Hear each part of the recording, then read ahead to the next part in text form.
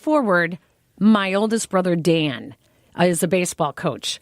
You go to a game with him, and you will learn all the things that you should be watching in a game. If you are a person who thinks it's a slow game, you're not watching the right things. You're not watching what the base coaches are telling the runners. You're not watching what the pitcher and catcher, the pitch selection, the manager in the dugout and what he's telling the catcher, or the adjustments they're making in the outfield, the defensive positioning. There is so many things that could be happening in one at bat that it makes it like a chess match. It is really a great game. It is. And I completely agree with that. I think that baseball is a lot more of a sophisticated sport than other sports.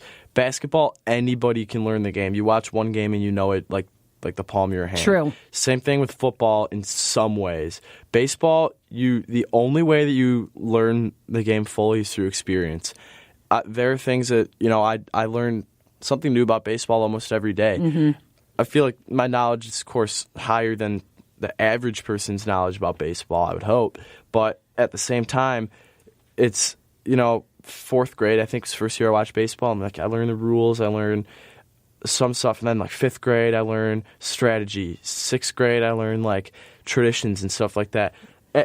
Every year, I guess, that you watch baseball, you pick up on other stuff, and it kind of builds this overall image in your head of what baseball truly is. And that image is different for everyone else. And that's what's so great. It's such a personable game where everybody can experience the game in the way that they want to. And that's just what's so great about baseball.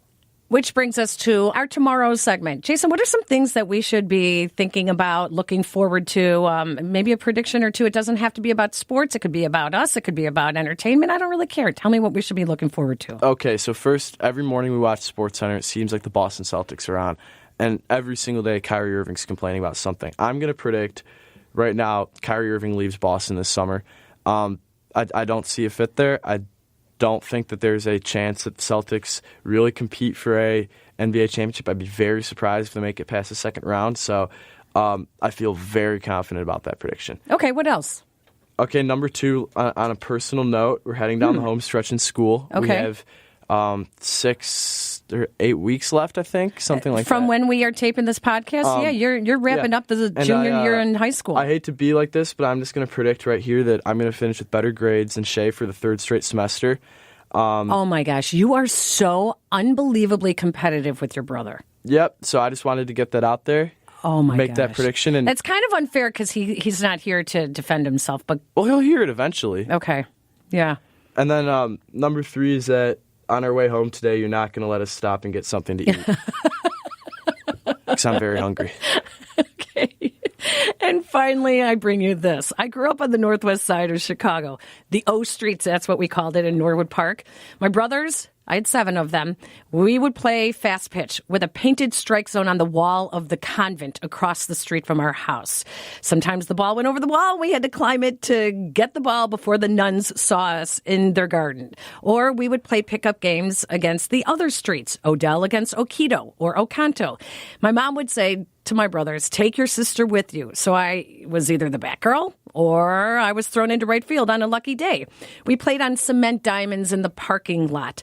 Today, I don't see those pickup baseball games. I don't see makeshift diamonds in parking lots. I don't see strike zones drawn with chalk on the side of a building. But there is still a lot to love about baseball.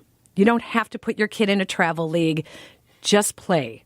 Put together a pickup game. Play catch with your son, your daughter, your brother, your sister. Take them to a game so that they can love the sights and the sounds and the smells of a ballpark just like we do.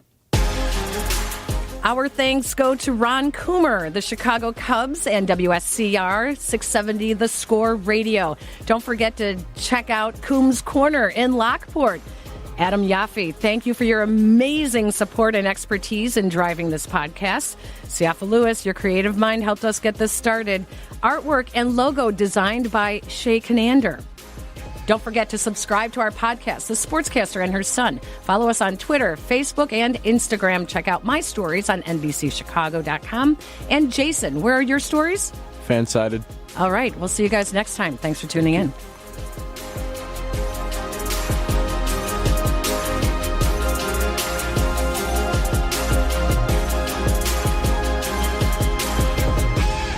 The Sportscaster and Her Son is brought to you by Electroflex, a global leader in electrical conduit for over 60 years. Makers of Liquidite flexible conduit, electrically connecting our world.